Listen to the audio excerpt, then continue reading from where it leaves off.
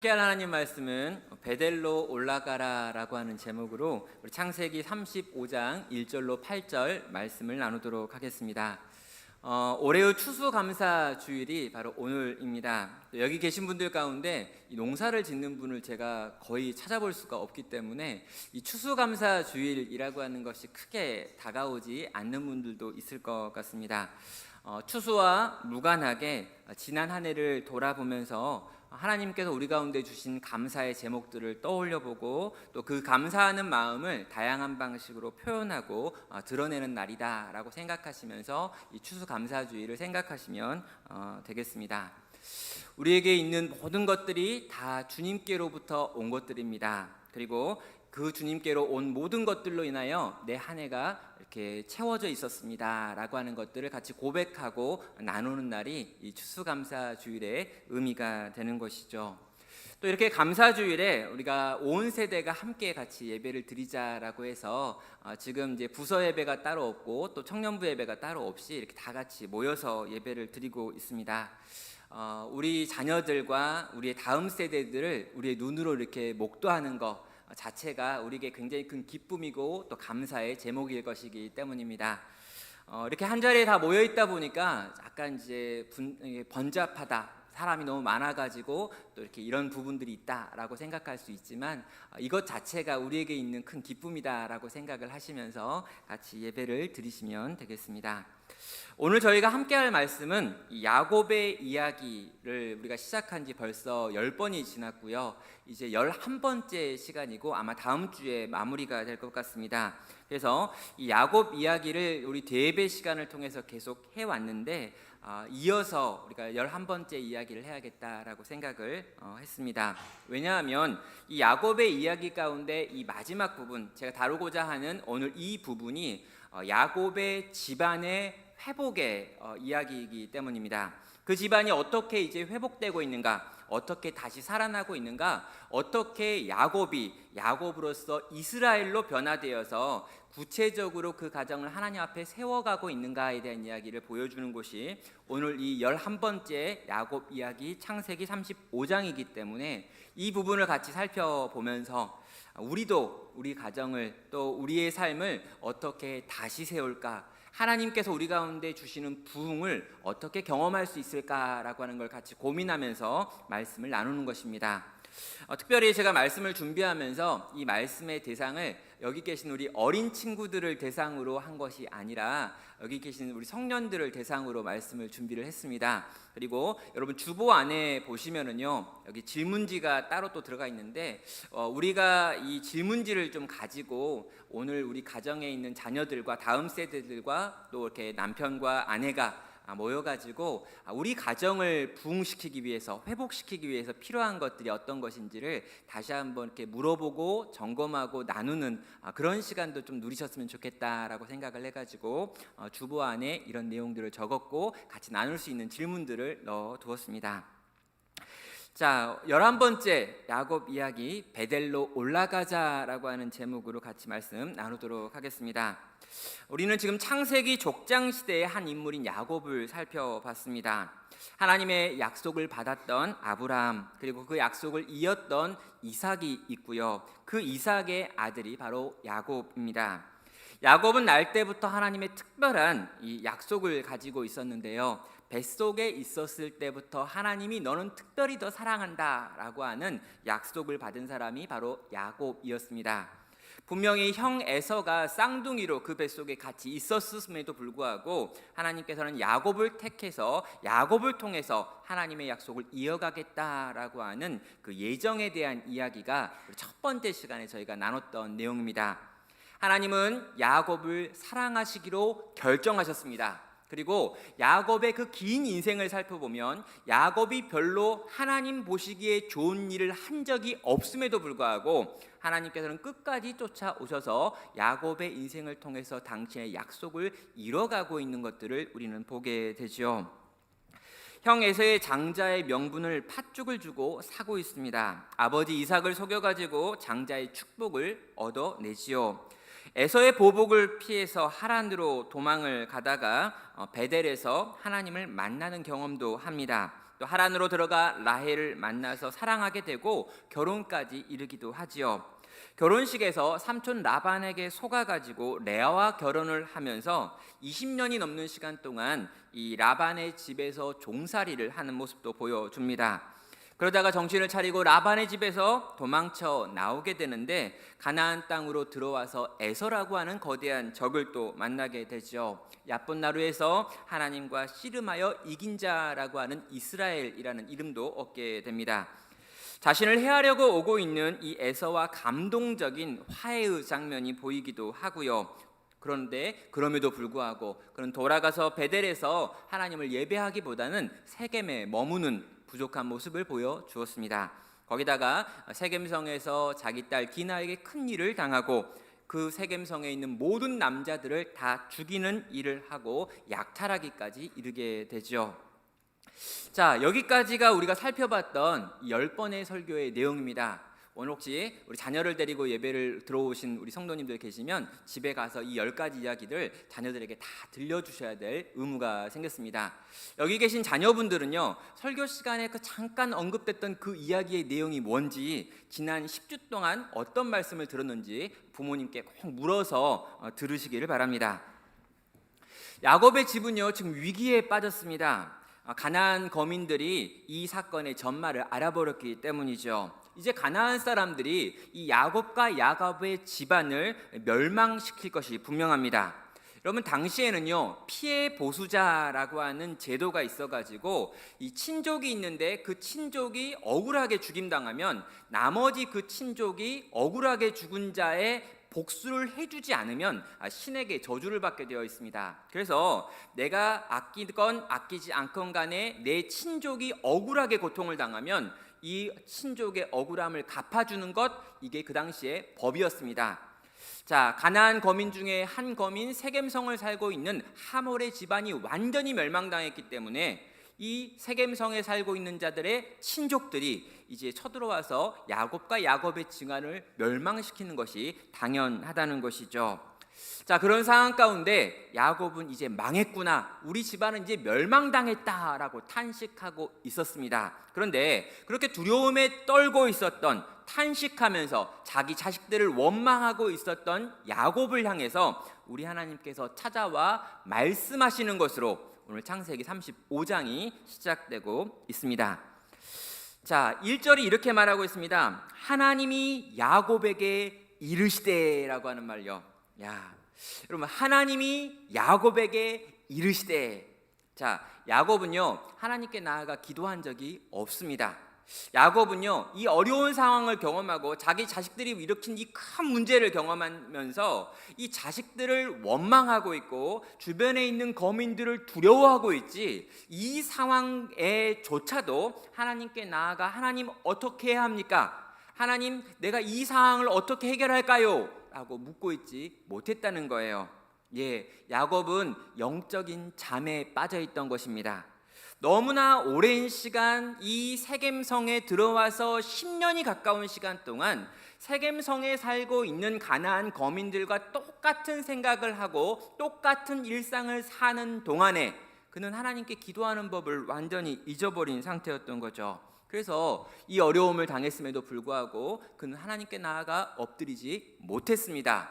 그리고 그런 야곱을 보셨던 하나님께서 야곱의 인생 가운데 또다시 그냥 찾아오셔가지고 입을 열어 말씀을 하는 거죠. 오늘 우리 찬양대가 찬양을 너무너무 잘 해주셨는데요, 이 베델에서 일어났던 일들에 대하여 찬양을 불러주셨습니다. 이 베델에 있을 때도요, 야곱이 그 베델에 가가지고 돌베개를 안고 기도했다, 그때 하나님께 나타났다가 아니고 돌베개를 베고 그냥 잤는데 하나님이 너무 불쌍하니까 야곱의 인생 가운데 찾아오셔서 약속하셨던 것을 우리는 확인한 적이 있습니다. 동일합니다. 야곱은 이 상황에도 하나님께 나아가지 못했습니다. 그런데 그런 야곱의 인생 가운데 또다시 하나님께서 하나님 마음대로 찾아오셔서 말씀하시는 사건이 오늘 35장 1절에 나와 있는 하나님이 야곱에게 이르시되라고 하는 말 가운데 들어있는 내용이 되는 거죠.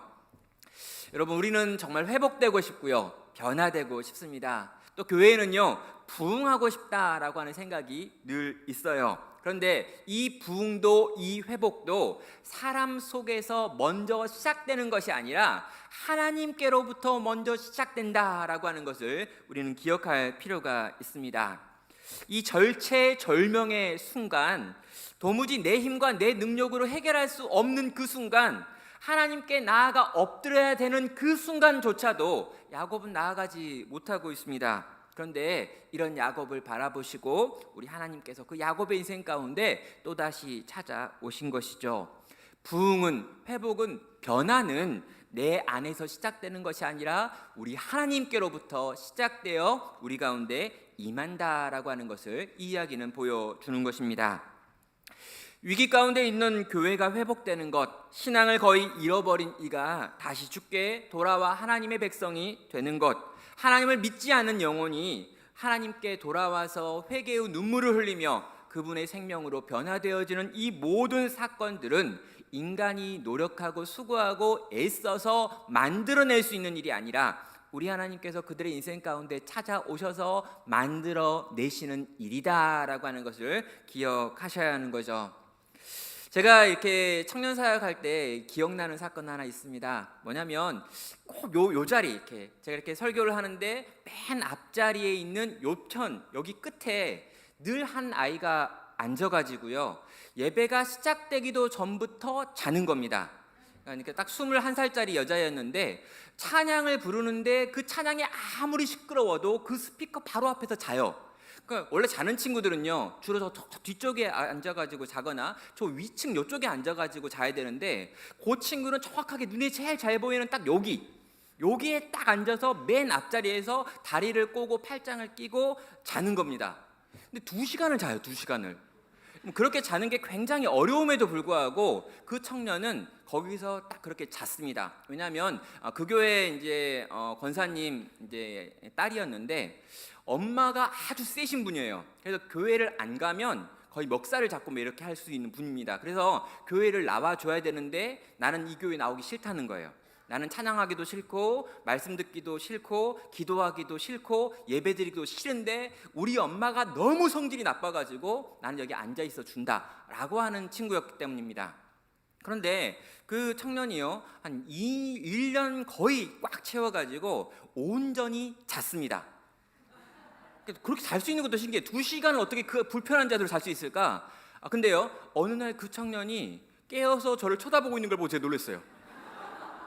설교를 하다가 중간에 깜짝 놀랐습니다. 걔가 깨어 있어서 그리고 저를 쳐다보고 있는 거예요. 심지어 제가 말하는데 듣고 고개를 끄덕이기까지 했습니다. 너무 놀래가지고 그날 제가 설교를 마친 다음에 그 청년을 찾아갔습니다. 그래서 청년한테 물어봤죠. 도대체 무슨 일이 있었길래 설교 시간에 깨어 있었니? 그 청년이 저에게 이런 이야기를 했습니다. 그날도 동일하게 자려고 팔짱을 끼고 고개를 숙이고 있었습니다. 그런데 갑자기 내가 의자에 앉아있는데 뒤에서 누가 의자를 발로 찼다는 거예요. 그래가지고 의자를 바로 차가지고 깜짝 놀래가지고 도대체 무슨 일일까 했는데 목소리가 들리더래요. 아주 굵은 목소리였는데 너 계속 그럼 죽는다 라고 하는 이야기를 들은 거예요. 기분도 나쁘지만 무섭기도 하고 그래가지고 뒤를 쳐다볼 수가 없어가지고 계속 이렇게 있다가 눈치를 살짝 봐가지고 뒤쪽을 봤답니다. 그런데 뒤쪽 좌석에 아무도 앉아있지 않더래요. 그래가지고 순간 오한이 막 밀려오면서 혹시 그 설교 때 들었던 그분 아닌가? 뭐 이런 생각이 들면서 하나님이 나한테 직접 말씀하신 건가? 이런 생각이 들어서 갑자기 이렇게 눈을 떴는데 그때부터 설교가 들리기 시작하고 그 말씀이 자기를 향한 말씀이구나라는 게 느껴지기 시작해서 그 뒤로 신앙생활 아주 잘하고 있습니다. 예. 이야기를 왜 했는지 잘 모르겠지만 아무튼 잠에서 깨야 되기 때문에 우리가 이야기를 잠깐 나눴습니다. 내가 변화되려고 하고 내가 고치려고 하고 내가 새롭게 되려고 했던 게 아니라 하나님께서 그 인생을 불쌍히 여기셔서 그 인생 가운데 찾아오심으로 말미암아 그 인생 가운데 새로운 일을 행하시는 이야기가 우리의 인생 가운데 너무나 많다는 것이죠. 사랑하는 성도 여러분, 동일합니다. 우리를 살리고 우리를 고치고 우리를 회복시키고 우리 가정을 새롭게 만들고 우리 교회를 일으키시는 분은 우리의 힘과 우리의 능력을 넘어서 하나님께서 먼저 우리 속에서 행하셔야 되는 일인 것이죠. 자, 그렇게 하나님께서 찾아오셔가지고요 이 야곱을 향해서 이제 입을 열어 말씀하십니다. 일어나 베델로 올라가서 거기 거주하며 내가 내 형 에서의 낯을 피하여 도망하던 때에 내게 나타났던 하나님께 거기서 제단을 쌓으라 하신지라 라고 말씀하시죠. 자, 하나님에 대한 긴 수식어를 제외하면은요, 여기에는 세 가지 명령이 들어있습니다. 하나는 일어나라 라고 하는 것이고요, 두 번째는 베델로 올라가서 거기에 거하라 라고 하는 말이고요, 세 번째는 거기서 제단을 쌓으라 라고 하는 명령입니다. 자, 부흥에 대해서 이야기하는 신학자들은요, 이 각각의 명령이 다 의미가 있다라고 이야기를 하고요, 이 각각 이 세 가지의 명령에 대하여 하나하나 떼어가지고 생각해 볼 것을 우리에게 요구하고 있습니다. 첫 번째 명령은요, 일어나라 라고 하는 명령입니다. 근데 이 일어나라라고 하는 명령의 원어는 쿰이라고 하는 거예요. 쿰. 야, 이 쿰 어디선가 좀 들어본 느낌 있지 않습니까? 예수님께서 야이로의 12살 난 죽은 딸을 살리시는 장면에서 달리다 쿰이라고 이야기했죠. 이게 따라 일어나라 라고 하는 말입니다. 예수님께서 달리다 쿰 했던 이 말은 아람어인데요, 이 아람어나 히브리어라고 하는 이 히브리어나 둘 다 같은 셈 어족에 속합니다. 그래서 이 셈 어족은 주로 사용하는 말들이 비슷한 게 많이 있어요. 그러니까 여러분, 아빠 이런 거 있잖아요. 아빠. 그럼 아빠라고 우리도 부르는데 이스라엘 사람들도 아바라고 불러요. 똑같은 표현들이 너무나 많습니다. 그래서 가끔 읽고 듣다 보면은 같은 어족 사람들끼리 비슷한 공통어가 있는데, 여기에 나와 있는 이 쿰이라고 하는 표현도 이 아람어에서 쿰이라고 하는 것과 같은 뜻으로 쓰이는 말인 것이죠. 자, 일어나라는 겁니다. 자, 일어나라는 말은 앉아있는 사람들한테 일어나라 라고 하는 표현이 아니에요. 지금 야곱이 앉아있는데 또 야곱이 누워있는데 야, 그 자리에서 일어나라 라고 말하는 게 아니라는 것입니다. 뭘 뜻합니까? 야곱아, 너는 지금 자고 있었다라는 거예요. 너는 지금 잠에서 깨어나야 한다 라고 하는 의미에서 이 쿰이라고 하는 단어를 하나님께서 사용하시며 일으켜 세우시고 있는 것이죠.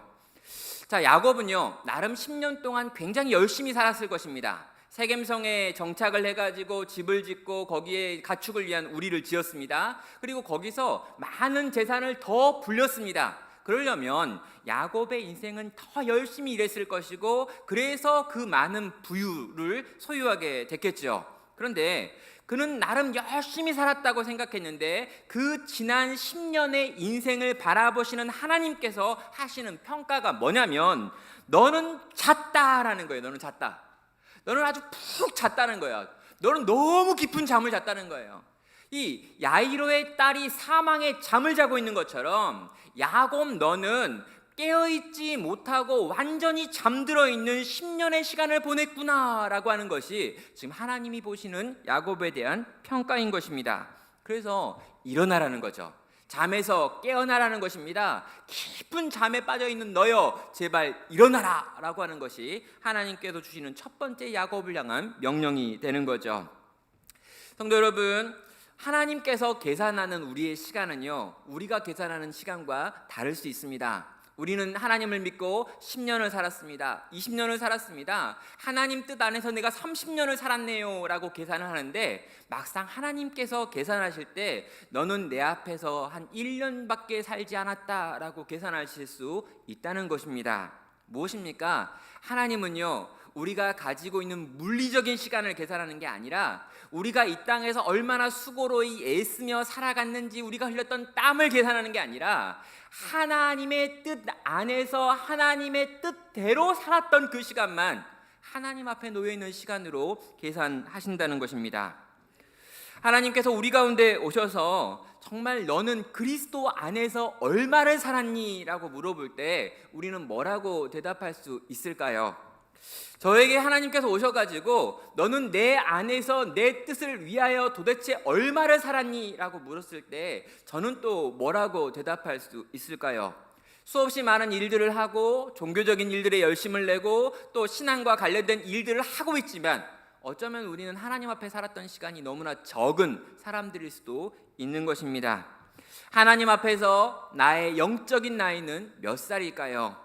나는 도대체 그분 앞에서 그분과 함께 얼마의 시간들을 보냈고 얼마나 잘한 사람이 되어 있을지 물어보셔야 한다는 것입니다. 혹여나 사망의 잠을 자고 있는 분 계시지 않습니까? 눈은 뜨고 있고 말씀은 듣고 있지만 영적으로는 너무 오랫동안 잠들어 있어서 거의 하나님의 뜻과 계획과 무관한 삶들을 너무나 오래 살았음에도 불구하고, 심지어 내 삶 가운데 위기가 닥쳤음에도 불구하고 그 위기 앞에서조차 하나님께 나아가 엎드릴 수 없는 마음의 상태로 살고 있는 사망 같은 영적인 잠에 빠져 있는 상태는 혹시 우리 가운데 없느냐라고 묻는 것입니다. 성도 여러분, 그런 이들을 향해서 우리 주님께서 오늘 우리에게 이렇게 말씀하십니다. 쿰, 일어나라. 제발 그 잠에서 깨어라. 너무 오래 잤지 않느냐? 이 정도면 이제 일어날 때도 되지 않았느냐? 우리 주님께서 우리에게 쿰이라고 하실 때 벌떡 일어나서 우리가 있어야 될 그 자리를 향해 다시 일어나 설 수 있는 복된 성도 되시기를 바랍니다. 두 번째로 하나님의 명령은요, 베델로 올라가 거기에 거하며 라고 하는 명령입니다. 이 베델이 무엇입니까? 여러분, 야곱이 형 에서에게 두려움을 느끼며 떠나왔던 자리가 바로 베델입니다. 한밤에 너무 지쳐가지고 돌 베개를 베고 잤던 곳이 바로 베델입니다. 너무나 두렵고 떨리고 내가 과연 돌아올 수 있을까, 과연 내가 살 수 있을까라고 생각하며 근심하며 잠들었던 곳이 바로 베델입니다. 그 베델에서 하나님을 만났죠. 하나님께서 찾아오셔서 하나님께서 야곱의 인생을 지키겠다라고 약속하셨던 그곳이 바로 베델입니다. 그리고 그 베델에서 내가 나중에 이 땅으로 돌아오게 되어지면 하나님께 제사를 드릴 것입니다. 거기서 약속한 10의 1조를 드리겠습니다. 거기서 내가 하나님께 온전히 순종하는 하나님의 백성이 되겠습니다 라고 하는 서원의 약속을 했던 것도 바로 베델이지요. 쉽게 말하면은요, 이 베델은요, 하나님을 만났던 바로 그 자리라고 하는 것이 이 베델의 의미입니다. 성도 여러분, 나의 베델은 어디입니까? 내가 하나님을 만나고 누리고 경험했던 그 장소, 그 시간은 어떤 곳일까요? 정말 내가 하나님을 뜨겁게 만나고 하나님께 내 인생을 내어 던지며 그분을 위하여 살겠다라고 고백하며 회개의 눈물을 흘리며 정말 하나님을 만나며 누리며 경험하며 그 올려드렸던 영적인 예배를 드렸던 그 자리가 어디고 그 시간이 언제였는지 한번 떠올려 보는 것입니다. 하나님께서는요, 지금 하나님의 백성들을 향해서, 이 야곱을 향해서 그 잠들어 있는 그 상태에서 깨어나가지고 그 세겜이라고 하는 예배하지 못하는 땅을 떠나가지고 정말 네가 나를 만나고 나를 누렸던 그 영광스러운 자리를 향해 힘껏 나아올 것을, 그리고 거기에 머물 것을 요구하고 있는 것입니다. 어떤 이들은 이야기합니다. 하나님은 어디에나 계시지 않습니까? 하나님은 어디에나 계신 분 맞지요? 그런데요, 저는 이런 태도에 대해서는 반대합니다. 나는 지하철에서 주로 큐티를 합니다. 나는 걸어 다니면서 주로 기도를 합니다. 나는 인터넷으로도 설교 말씀을 듣고 은혜를 많이 누리고 있습니다.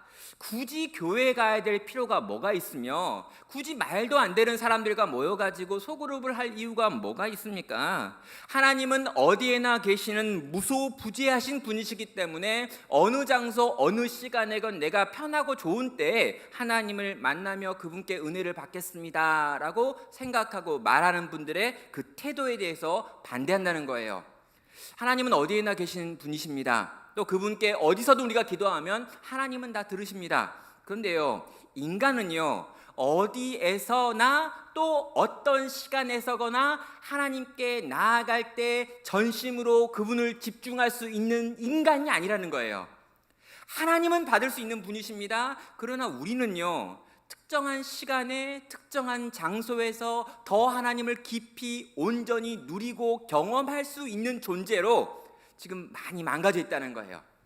하나님의 형상대로 지어진 인간입니다. 그러나 많은 부분 망가져 있습니다. 그래서 특정한 때에 우리는 더 하나님께 집중할 수 있습니다. 우린 특정한 장소에서 하나님을 더 많이 사랑할 수 있습니다. 그래서 우리에는요, 베델이 있다고 성경은 말하고 있고 우리의 인생도 그것들을 경험한 적이 있는 거죠. 이스라엘 백성들에게 어딜까라고 생각해 보면 이 시내산 같은 곳일 거라고 생각합니다. 이스라엘 온 백성이 광야에 나왔을 때 그들은 시내산에서 하나님의 영광을 체험했습니다. 그래서 이스라엘 백성들은요, 영적으로 상태가 안 좋을 때마다 출애굽 행하신, 이 출애굽 때 내게 은혜를 베푸신 하나님에 대하여 떠올리고 생각하고 기도하고 감사하고 감격하며 찬양하지요.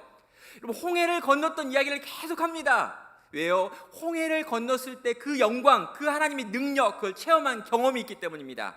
그리고 이 시내산에서 하나님의 임재가 임한 그 산에서 그 하나님의 영광의 구름을 봤을 때의 기억들을 하는 거죠. 솔로몬 성전이 지어졌을 때 그 솔로몬 성전에 가득했던 하나님의 영광을 떠올리면서 그들은 기도했던 것입니다. 동일하게요, 우리에게도 이러한 베델이 필요합니다. 하나님은 하나님의 백성들을 잠에서 깨우시면서 베델로 모이라라고 명령하는 거죠. 그럼 어찌 되었건 간에 그래서 우리는요, 하나님의 몸된 교회 공동체 안으로 모여야 합니다.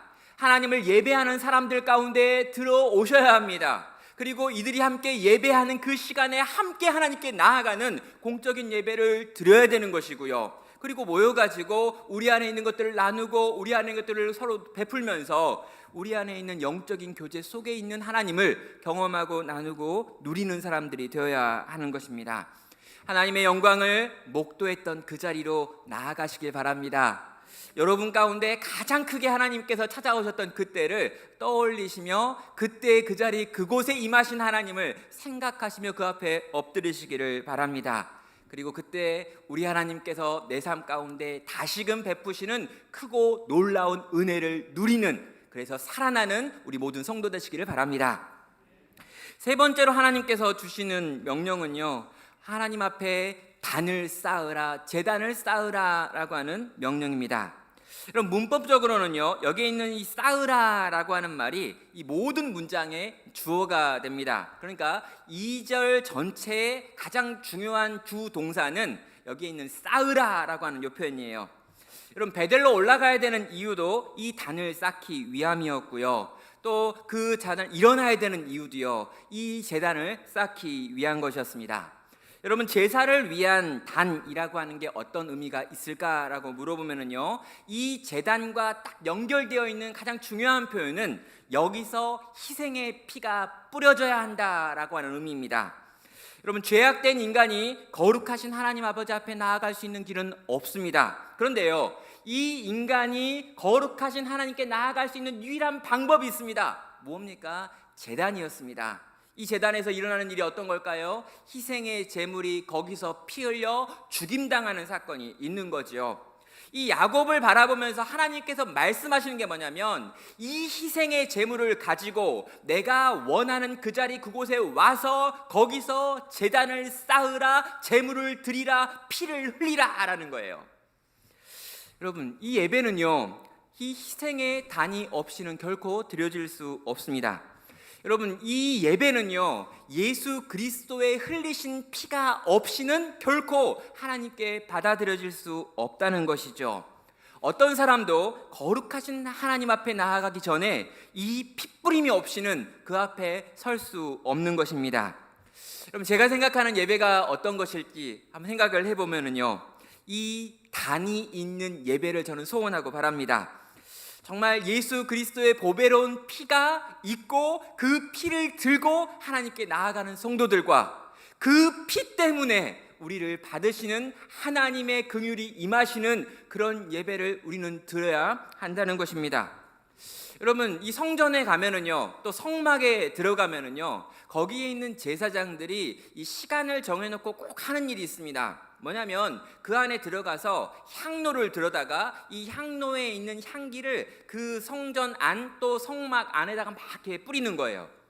이걸 왜 그래야 되냐면요, 이 성소와 이 성전이라고 하는 곳 안에서 끊임없이 양과 소의 제사가 드려지기 때문에, 여러분, 성전에 들어가면 성막 앞에 다가가면은요, 거기서는 지독한 피냄새가 나는 거예요.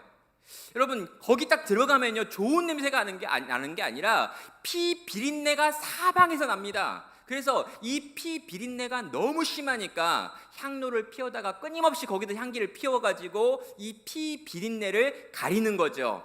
여러분, 성전에 들어가면요, 우린 피 냄새를 맡아야 합니다. 성전에 들어가서 맡아야 될 가장 중요한 냄새는 바로 이 피 비린내이기 때문인 거죠. 오늘날 우리가 예배 가운데 나아갈 때 맡아야 되는 냄새도 바로 이 냄새입니다. 예수 그리스도의 보배로운 피가 우리 가운데 있고 이 피의 뿌림이 우리 가운데 있기 때문에 우리는 하나님 앞에 나아갈 수 있는 거죠. 여러분, 이 예배 가운데 나오실 때 여러분 어떤 마음과 어떤 생각으로 나오셨습니까? 오늘 이렇게 나와서 우리가 하나님께 나아간다고 할 때 반드시 통과해야 되는 게 뭘까요? 여러분, 예수 그리스도께서 우리를 위하여 십자가 위에서 죽으셨다라고 하는 진리입니다. 그분이 나를 사랑하셔서 그분이 물과 피를 다 쏟으셔서 만든 길을 통과해야지만 우리가 그분께 나아갈 수 있다라고 하는 것을 확인하는 것이죠. 여러분, 우리의 모든 것들이 다 부수적입니다. 말씀을 전하는 저도 부수적입니다. 우리 찬양대가 열심히 찬양했지만 찬양대도 부수적입니다. 우리의 공간도 굉장히 부수적인 것들입니다. 심지어 여기에 모여있는 우리 한 사람 한 사람도 어쩌면 부수적일 수 있어요. 모든 것들이 다 부차적인 것들입니다. 가장 중요한 게 뭐냐고요? 바로 제단입니다. 예수 그리스도의 보배로운 피가 우리 가운데 있는가? 이 피를 안고 그분께 나아가는가? 여러분, 이 피가 없으면 우린 죽기 때문입니다. 사랑하는 성도 여러분, 이 피를 안고 이 피를 들고 은혜의 보좌 앞에 나아가 우리 주님을 경험하고 누리시는 복된 성도 되시기를 주의 이름으로 축원합니다. 자, 여러분, 완전히 망가져 있는 야곱의 집안에게 찾아오셔서 하나님께서 하셨던 세 가지 명령을 살펴봤습니다. 일어나라고 이야기했습니다. 이 영적인 잠을 자고 있는 야곱아, 제발 좀 일어나라 라고 하나님께서 말씀하셨어요. 그렇게 일어난 야곱을 바라보면서 베델로 올라가라 라고 이야기했습니다. 제발 그 은혜의 자리를 찾아서 거기 좀 가라고, 제발 그 골방으로 좀 가라고, 그 예배당으로 가라고, 그 기도의 자리로 가라고, 제발 거기 그 자리에 머물러 있지 말라고 우리 주님은 명령하셨죠. 그런 다음에 그분은요, 거기서 단을 쌓으라고 말합니다. 예수님의 보배로운 피를 생각하고 그 피를 내가 기억하고 그 피를 끌어안으라고 우리에게 요구하신 것이죠. 자, 여러분, 이 주님의 명령 앞에 야곱이 섰습니다. 그리고 이 야곱은요, 이 주님의 명령으로 말미암아 잠에서 깨어나서 세 가지로 반응하고 있죠. 자, 오늘 본문이 8절까지인데 지금 1절밖에 끝나지 않았는데 도대체 언제 끝나나라고 생각하는 분이 있을 수 있습니다. 오늘은 2절까지만 설교하려고 하기 때문에 전혀 걱정할 필요가 없습니다. 다음 주에 이어서 8절까지 하도록 하겠습니다. 야곱은요, 하나님의 음성을 들었습니다. 근데요, 이 첫 번째 말이 제일 무서웠어요. 뭐냐, 쿵! 그러니까 쿵! 그럼 자고 있는데요, 누가 쿵! 그런 거예요. 이렇게. 그럼 자고 있는데 쿵! 그러니까 깜짝 놀라서 깼습니다. 보니까요, 내가 사망의 잠을 너무 오래 잔 거예요. 와, 세겜에 와가지고 나는 열심히 산다고 생각했는데 10년을 잤구나. 아니, 그 전에도 20년을 잤는데, 아니 그 전에 그 바단 아람에서도 20년을 잤는데 또 여기 세겜에 와가지고 가나안 땅 속에 들어왔음에도 불구하고 또 10년을 잤구나. 야곱은 잠에서 깨어난 다음에 너무 인생이 허탈합니다. 그의 인생의 가장 중요한 시간들을, 너무 많은 시간들을 그런 잠자다 보낸 인생이었기 때문입니다. 그래서요, 잠에서 깨어난 야곱의 반응이 세 가지로 나타나고 있죠. 3절에 보면요, 우리가 일어나서 베델로 올라가자라고 말하면서 자기 자녀들과 자기 가족들 다 끌고 베델을 향해서 출발을 합니다. 그런데요, 이 베델로 출발하기 전에 야곱은 그 자손들을 바라보면서 세 가지 특별한 명령들을 내리고 있죠.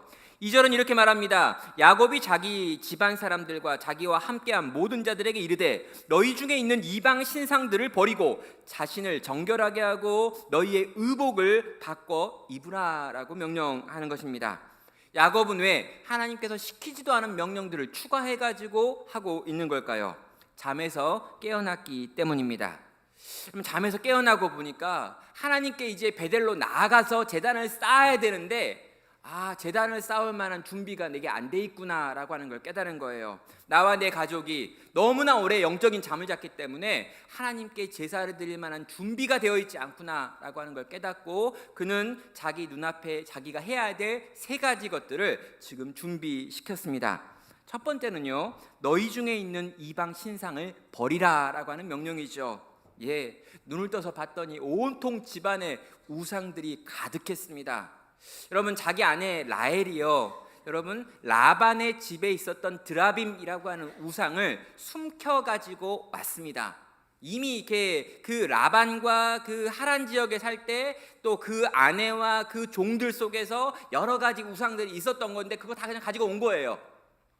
그리고요, 지금 세겜성에 들어가 가지고 세겜성에 있는 것들을 약탈해 올 때 세겜성에 있는 많은 우상들도 함께 약탈해 왔습니다. 야곱이 정신을 차리고 눈을 딱 보니까 자기 집안에 온통 우상 신상들이 막 있는 거예요.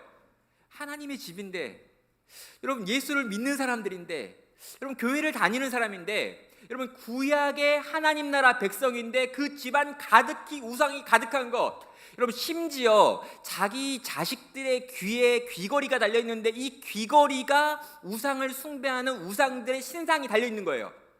그러니까 여러분 이대로 예배할 수 없는 거죠. 그래서 말합니다. 뭐라고요? 이 우상 신상을 제하여 버려라 라고 명령을 하는 것입니다.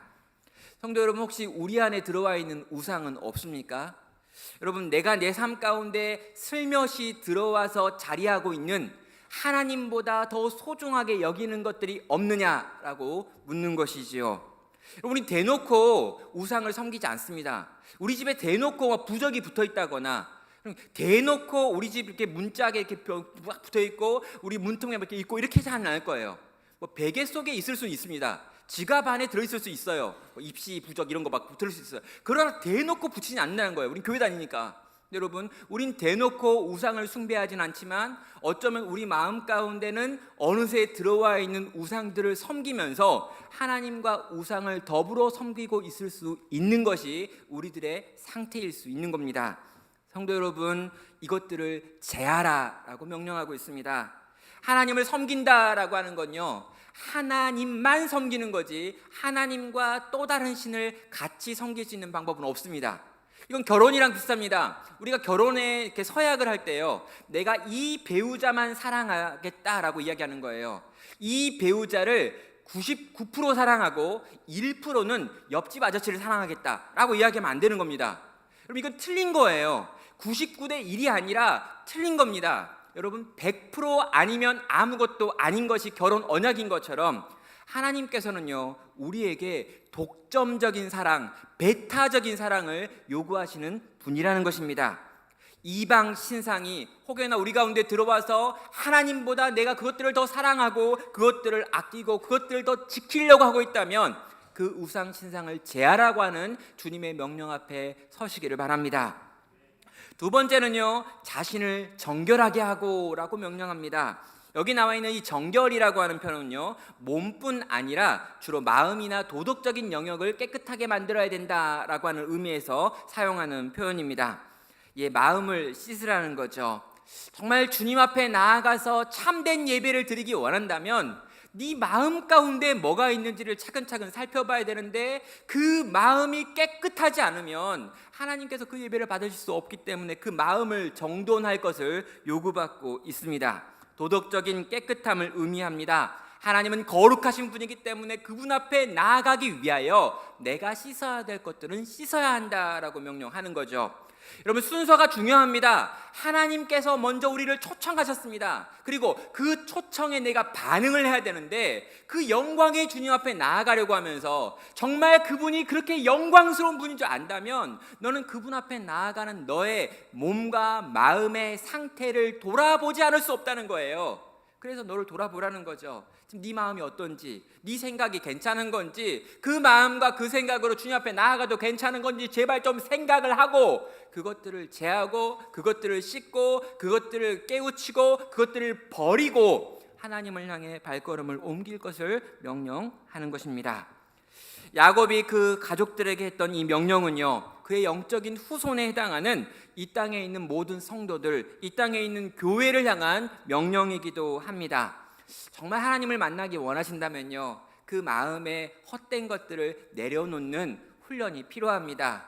정말 하나님의 은혜를 경험하기 원한다면요, 내 안에 있는 욕심들, 내 안에 있는 어떤 그 잘못된 것들, 내 안에 있는 이 음란한 것들, 내 안에 있는 내가 해결해야 한다라고 말씀하시는 성령께서 내게 지금 보여주시고 들려주시는 것들을 적극적으로 제거하려고 하는 노력이 필요하다는 것이죠. 마지막 세 번째 야곱이 명령은 이것입니다. 의복을 바꾸라는 것이죠. 그럼 고대 사회에서 의복은요, 자기의 신분을 나타내는 것이기도 합니다. 그리고요, 이 의복을 바꾸라라고 하는 명령을 통해 가지고 그리스도로 옷 입으라라고 하는 표현을 쓰시는 분도 있고요, 정말 칭의에 대해서 설명하시는 분도 있는데요, 저는 요 관점에서 이 창세기와 연계해 가지고 살펴보고 야곱의 삶과 좀 연계해서 살펴볼 때 이런 해석보다 조금 더 직접적인 해석을 선호합니다. 뭐냐면 새로운 삶의 태도로 살라고 요구받는 것이죠. 지금 네가 마음이 바뀌고 너의 영혼의 중심이 바뀌었다면 너의 행동거지도 바뀌어야 한다라고 하는 걸 말씀하고 있는 것입니다. 옷을 바꾼다는 게 뭘 의미합니까? 눈에 보인다는 거예요. 여러분, 세겜성에 살고 있는 가나안 사람들과 똑같은 옷을 입고 있다면 그가 그리스도인지 그가 하나님의 백성인지 아닌지 알 길이 없을 것입니다. 그런데 이제 옷을 바꾸라는 거예요. 더 이상 이 가나안 사람들이 입고 있는 옷을 벗고 하나님의 백성들이 입는 옷을 입으라는 것입니다. 그 복장을 달리하라는 거예요. 구별되라는 것입니다. 다른 방식의 삶을 선택하라는 거예요. 세상과 똑같이 살 수 없다는 걸 인정하라고 하는 것입니다. 너는 이제 다른 백성이야. 너는 더 이상 가나안 사람들이 아니야. 너는 더 이상 가나안 속에 섞여가지고 가나안과 똑같은 삶의 방식으로 살 수 없어 라고 하는 걸 명시적으로 드러내고 보여주고 나타내라고 지금 야곱이 야곱의 후손들을 바라보면서 요구한 것입니다. 사랑하는 성도 여러분, 성도는 세상과 달라야 합니다.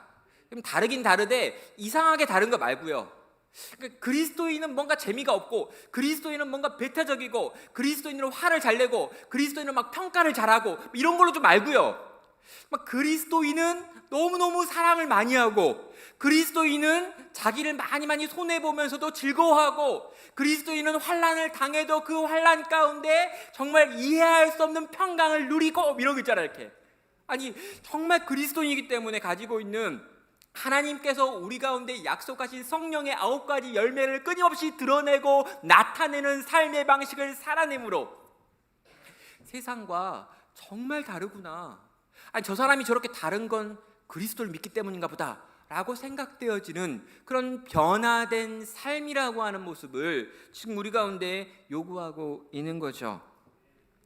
여러분, 그리스도인은요, 멋있는 말로 자기가 그리스도인을 증명하는 사람이 아닙니다. 여러분, 그리스도인 누구입니까? 서로가 사랑할 때, 정말 서로가 사랑할 때 저들이 그리스도의 제자인 줄을 알겠다라고 이야기하잖아요. 그리스도인은요, 사랑을 많이 하는 사람들입니다. 여러분, 그리스도인은요, 이 세상에서 너무 많이 욕심을 안 냅니다. 여러분, 그리스도인은요, 이 세상과 다른 종류의 삶의 원칙을 가지고 그 원칙을 지켜가면서 하루하루 살아가는 사람들입니다. 그걸요, 내가 나에게 증명하는 게 아니라요, 세상이 나를 바라보면서 그렇구나 라고 평가해야 한다는 거죠. 여러분의 의복이 주님이 기뻐하시는 의복이 되어 있기를 주의 이름으로 축원합니다. 주님이 기뻐하시는 그 의복으로 옷 입으시고 세상과 다른 구별된 삶을 살아드리는 우리 성도가 되어야 하는 것이죠. 말씀을 마무리합니다. 야곱은 자기 자녀들에게 3가지를 명령합니다. 이방 신상을 버리라, 정결하라, 의복을 바꾸라. 이 3가지를 요약하면 회개하라 라고 하는 명령으로 이어지지요. 영적으로 하나님 외에 다른 것을 사랑했던 것들로부터 돌이켜야 합니다. 하나님을 향하여 돌이켜서 하나님이 기뻐하시는 삶을 위하여 적극적으로 즐겁게 기쁘게 자원하여 달려가는 삶인 거죠. 여러분, 영적으로 우상을 버리는 것과 주님 기뻐하시는 정결함으로 옷 입는 것과 그분이 기뻐하시는 삶의 방식을 살아가는 이 회개하라 라고 하는 주님의 명령 앞에 순종함으로 주님께서 원하시고 바라시는 변화, 주께서 만들어내시는 그 위대한 변화를 오늘 내 삶 가운데 경험하고 누릴 수 있는 복된 성도 되시기를 주의 이름으로 축원합니다. 저는 오늘 본문을 통해서요, 위기 가운데 있는 주님의 백성, 망가질 대로 망가져 있는 주님의 교회를 우리 주님께서 어떻게 살리시는지를 같이 나눴습니다. 그리고 그 주님의 명령에 반응해서 이 6가지 명령들을 가지고 나와 내 가정과 우리 교회를 돌아보고 살펴보기를 권면합니다. 사랑하는 우리 주님께서 우리를 변화시키고 우리 가정을 변화시키고 우리 교회를 변화시키고 회복시키고 부흥시키실 것입니다. 주께서 우리를 그렇게 변화시키는 그 자리까지 믿음으로 계속해서 나아가시는 복된 성도 되시기를 주의 이름으로 축원합니다. 이 시간 함께 같이